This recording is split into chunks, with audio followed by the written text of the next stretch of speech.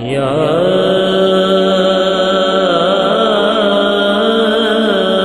حسین یا حسین یا رجب 60 ہجری میں یزید کی جانب سے بذریعہ خط طلب بیعت کے وقت امام حسین اور عبداللہ ابن زبیر مدینہ میں موجود تھے، جس کے بعد پہلے ابن زبیر اور پھر امام حسین عازم مکہ ہوئے۔ امام حسین نے 28 رجب کو مدینہ چھوڑا اور اپنی ولادت کے روز 3 شعبان کو آپ وارد مکہ ہوئے۔ مکہ میں امام حسین کو کوفیوں کی جانب سے ہزاروں کی تعداد میں خط موصول ہوئے، جس میں امام حسین کو کوفہ آنے کی دعوت دی گئی تھی۔ بعض لوگوں کا بیان ہے کہ انہوں نے مکہ میں دیکھا کہ حسین بن علی اور عبداللہ ابن زبیر دونوں کھڑے ہوئے ہیں۔ ابن زبیر نے حسین سے کہا، یا ابن فاطمہ میری بات سنو۔ حسین ان کی طرف متوجہ ہوئے اور ان سے چپکے چپکے باتیں کی، پھر ہم لوگوں کی طرف مڑ کر کہنے لگے، تم سمجھے ابن زبیر کیا کہہ رہے ہیں؟ ہم لوگوں نے عرض کیا، ہم آپ پر فدا ہو جائیں، ہم کچھ نہیں سمجھے۔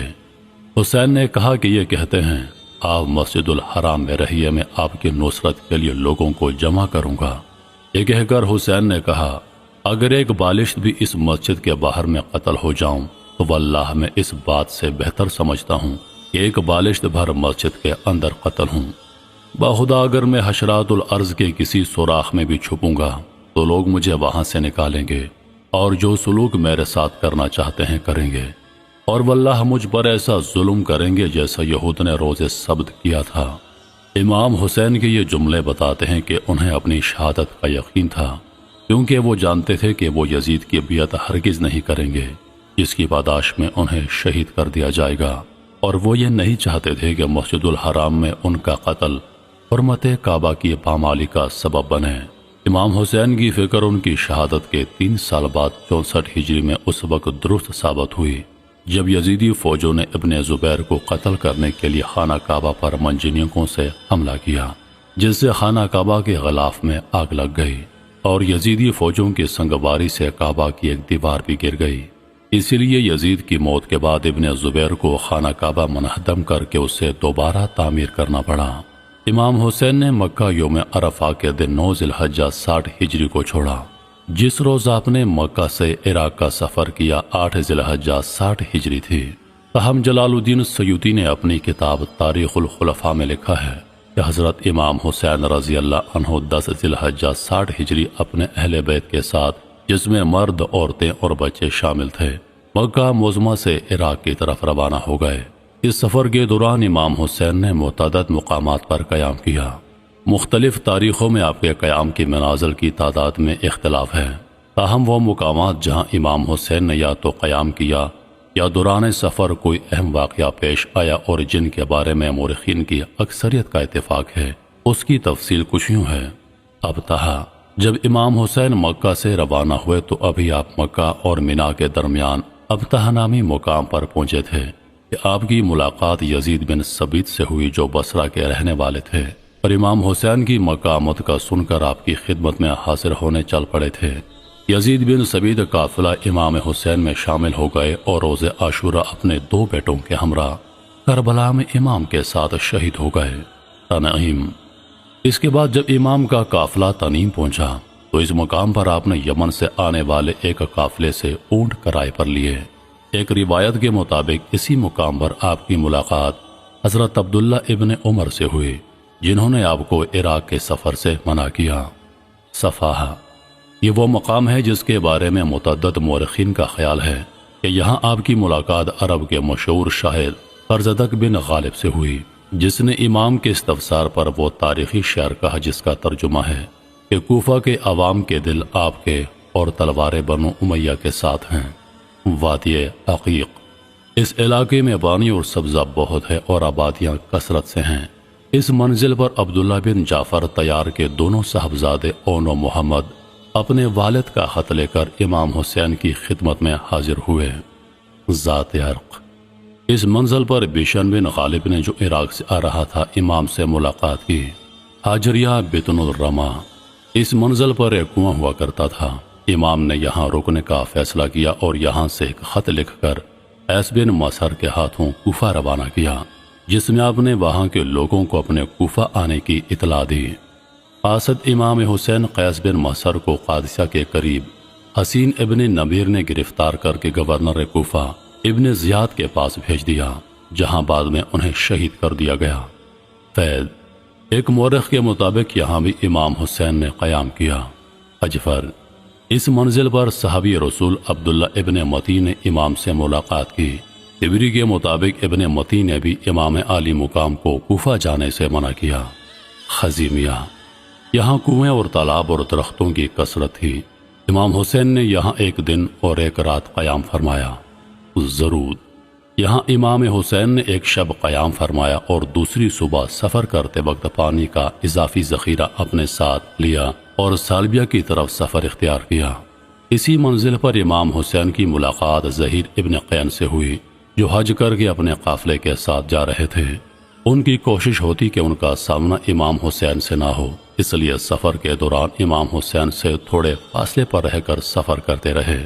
ظہیر کے ایک ساتھی کے مطابق ایک منزل پر ایسا اتفاق ہوا کہ اس کے سوا کوئی چارہ نہ تھا کہ ہم اور حسین وہی مقام کریں۔ حسین ایک طرف اترے، ہم لوگ دوسری جانب اترے۔ ہم سب کھانا کھا رہے تھے کہ حسین کے پاس سے ایک پیامی آیا۔ اس نے سلام کیا، اندر پہنچا اور کہا، اے ظہیر ابن قین، ابو عبداللہ حسین بن علی نے مجھے تمہارے پاس اس لیے بھیجا ہے کہ تم ان کے پاس چلو۔ یہ سنتے ہی سب نے نوالا ہاتھ سے ڈال دیا۔ معلوم ہوا کہ ہاتھوں کے طوطے اڑ گئے۔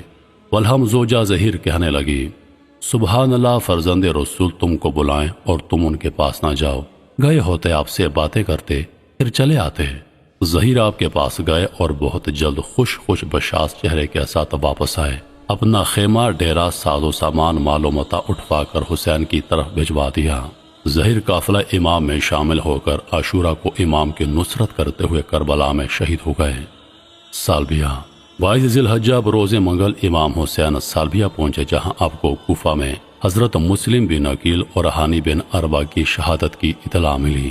اسی مقام پر امام حسین نے اپنے ساتھیوں سے فرمایا کہ تم میں سے جو جانا چاہے چلا جائے، میں نے تم سے اپنا ذمہ اٹھا لیا ہے۔ یہ سنتے ہی وہ سب متفرق ہو گئے، کوئی داہنے جانب چلا، کوئی بائیں جانب۔ یہ نوبت پہنچی کہ جو لوگ مدینہ سے آپ کے ساتھ چلے تھے بس وہی رہ گئے۔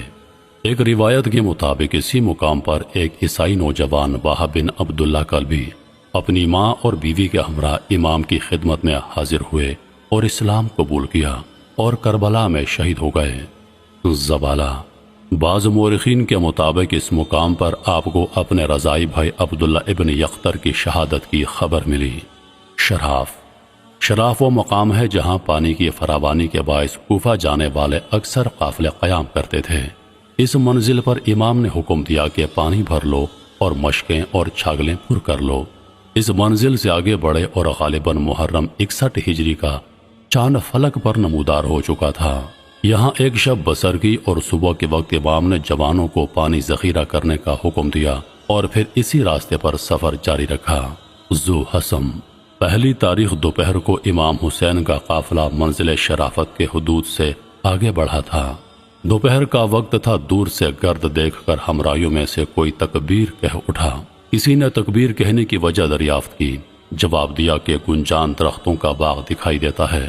بنی اسد کے 2 شخصوں نے کہا اس میدان میں کہیں درخت نہیں ہیں۔ انہوں نے کہا ہمیں تو معلوم ہوتا ہے کہ کوئی لشکر ہماری جانب آ رہا ہے۔ آپ نے کہا مجھے بھی ایسا ہی معلوم ہوتا ہے کہ ہمارے لیے یہاں کوئی ایسی جگہ مل سکتی ہے کہ اس کو پسے پشت رکھ کر ان لوگوں سے ایک ہی رخ سے سامنا کریں۔ دونوں شخصوں نے کہا آپ کے پہلو میں ذو حسم موجود ہے۔ سواروں سے پیشتر آپ ہی ذو حسم پہنچ گئے اور وہیں اتر پڑے۔ حکم دیا، خیمے نصب ہو گئے۔ ہزاروں سواروں کا لشکر لے کر ہراس جلتی دوپہر میں آپ کے مقابل آ کر ٹھہرا۔ دیکھا آپ اور آپ کے انصار امامے باندھے ہوئے ہیں۔ آپ نے خادموں کو حکم دیا کہ سب لوگوں کو پانی پلا کر ان کی پیاس بجھا دو اور گھوڑوں کو بھی پانی دکھا دو۔ خدام اٹھ کھڑے ہوئے، رسالہ کے سواروں کو پانی پلا کر سیراب کر دیا۔ اور کا امام علی مقام کے پاس آنے کا سبب یہ تھا کہ جب یزیدی فوج کے ایک سپہ سالار حسین بن نمیر کو قادسیہ میں امام کے کوفہ جانے کی اطلاع ملی تو ہر کو حسین بن نمیر نے قادسیہ سے 1000 سپاہیوں کا دستہ دے کر امام حسین کا راستہ روکنے کے لیے بھیجا تھا۔ ظہر میں جب ظہر کا وقت ہوا تو آپ نے اپنے ایک صحابی حجاج بن مسروق جافی کو اذان کا حکم دیا۔ مؤذن سے کہا اقامت کہو۔ اس نے اقامت کہی تو امام حسین نے حر سے پوچھا تم لوگ کیا الگ نماز پڑھو گے؟ حر نے کہا نہیں، ہم سب آپ کے ساتھ نماز پڑھیں گے۔ آپ نے سب کو نماز پڑھائی اور اپنے خیمے میں چلے گئے۔ اسی طرح آپ نے نماز عصر کی بھی امامت کی، جس کے بعد آپ نے حر کے لشکر سے خطاب فرمایا کہ وہ کوفہ والوں کے اصرار پر یہاں آئے ہیں۔ اب اگر کوفہ والوں کو امام کا کوفہ آنا منظور نہیں تو وہ واپس چلے جاتے ہیں۔ امام نے وہ خطوط بھی حر کو دکھائے جو انہیں لکھے گئے تھے۔ حر نے جواب دیا کہ یہ خطوط جن لوگوں نے لکھے ہیں ہم ان میں سے نہیں ہیں۔ حر نے مزید کہا کہ نہ وہ امام حسین سے جنگ کرے گا اور نہ انہیں مدینہ واپس جانے دے گا۔ حر نے کہا وہ ابن زیاد کے حکم کی تعمیل کرتے ہوئے امام کو ابن زیاد تک لے جانا چاہتا ہے۔ تاہم امام کے انکار پر حر نے کہا اگر امام اس کا کہنا نہیں مانتے تو وہ کسی ایسے راستے پر چلیں جو نہ کوفہ جاتا ہو اور نہ مدینہ۔ اس گفتگو کے بعد امام پھر روانہ ہوئے تو حر بھی ان کے ساتھ روانہ ہو گیا۔ بیضا، اس مقام پر بھی امام عالی مقام نے ایک خطبہ ارشاد فرمایا جس میں آپ نے لوگوں سے اپنا تعارف کروایا اور انہیں نصیحت کی۔ حزیب الحجانات، اس مقام پر امام کی ملاقات ترمہ بن عدی، نافع بن ہلال اور ان کے دوست ساتھیوں سے ہوئی جو کوفہ سے آ رہے تھے۔ حر نے ترمہ اور ان کے ساتھیوں کو گرفتار کرنا چاہا لیکن امام کے اصرار پر انہیں چھوڑ دیا گیا۔ ترمہ نے کوفہ کا حال بیان کیا اور امام سے یہ کہہ کر رخصت ہوا کہ میں کوفہ سے اپنے اہل و عیال کے لیے کچھ غلہ وغیرہ لینے جا رہا ہوں۔ میں یہ چیزیں انہیں پہنچا کر واپس امام کی خدمت میں حاضر ہوں گا۔ تاہم جب ترمہ واپس آ رہے تھے انہیں راستے میں امام کی شہادت کی خبر ملی تو وہ واپس چلے گئے۔ قصر بن مقاتل، جب امام حسین یہاں پہنچے تو آپ نے یہاں ایک خیمہ لگا دیکھا جس کے دروازے پر ایک خوبصورت گھوڑا بندھا ہوا تھا۔ آپ نے لوگوں سے پوچھا کہ یہ خیمہ کس کا ہے؟ معلوم ہوا یہ خیمہ عبیداللہ بن الحرجفی کا ہے۔ امام نے اسے بلایا تو اس نے امام کے پاس جانے سے انکار کیا۔ جب آپ کو اس کے انکار کا پتہ چلا تو آپ خود اس کے خیمے میں چلے گئے اور بعد سلام اس سے امام کا ساتھ دینے کی دعوت دی۔ اس نے انکار کیا تو امام نے فرمایا واللہ جو شخص ہماری فریاد سن کر ہماری نصرت نہ کرے وہ ہلاک ہو جائے گا۔ اس کے بعد آپ نے پانی بھرنے کا حکم دیا اور قصر بنی مقاتل سے روانہ ہو گئے۔ نینوا، امام حسین جب نینوا پہنچے تو کیا دیکھتے ہیں؟ ایک سوار کمان کندھے پر رکھے کوفہ سے آیا ہے اور اس نے حر بن یزید کو سلام کیا اور حضرت حسین کو سلام نہیں کیا۔ اس نے حر کو ابن زیاد کا خط دیا جس کا مضمون یہ تھا کہ وہ سفر میں رات تک کسی بستی اور قلعے میں اترے بغیر برابر حضرت حسین کے ساتھ رہے یہاں تک کہ اس کے ایلچی اور اس کی فوجیں اس کے پاس پہنچ جائیں۔ اور یہ 2 محرم 61 ہجری جمعرات کا روز تھا۔ اور جب دوسرا دن ہوا عمر سعد 4000 فوج کے ساتھ آیا۔ اس خط میں لکھا تھا کہ میرا قاصد اور میرا خط جب تمہیں پہنچے تو حسین کو بہت تنگ کرنا، ان کو ایسی جگہ اترنے دینا جہاں چٹیل میدان ہو، کوئی پناہ گاہ نہ ہو۔ دیکھو قاصد کو میں نے حکم دیا ہے کہ وہ تم پر نگراں رہے، تمہارا ساتھ نہ چھوڑے جب تک میرے پاس یہ خبر نہ آئے کہ تم نے میرے حکم کو پورا کر دیا۔ والسلام۔ یہ خط ملنے کے بعد حر نے سب لوگوں کو اسی جگہ اترنے کے لیے مجبور کیا جہاں نہ پانی تھا نہ کوئی بستی۔ ان لوگوں نے کہا ہمیں نینوا میں اتر جانے دو۔ حر نے کہا واللہ ایسا نہیں کر سکتا، دیکھو یہ شخص جاسوسی کے ذریعے میرے پاس بھیجا گیا ہے۔ اس موقع پر زہیر ابن قین نے امام حسین سے حر سے جنگ کرنے کا مشورہ دیا، مگر امام حسین نے کہا میں ان لوگوں کے ساتھ جنگ میں پہل نہیں کروں گا۔ کربلا، جب امام کربلا پہنچے تو آپ نے پوچھا یہ کون سا مقام ہے؟ کہا اس کا نام عقر ہے۔ آپ نے کہا خداوند عقر سے مجھ کو بچانا، اور آپ وہیں اتر پڑے۔ یہ محرم 61 ہجری کی دوسری تاریخ پنجشنبہ کا دن تھا۔ اس کے دوسرے دن صبح کو عمر بن سعد 4000 کی سپاہ لیے ہوئے کوفہ سے یہاں وارد ہوا۔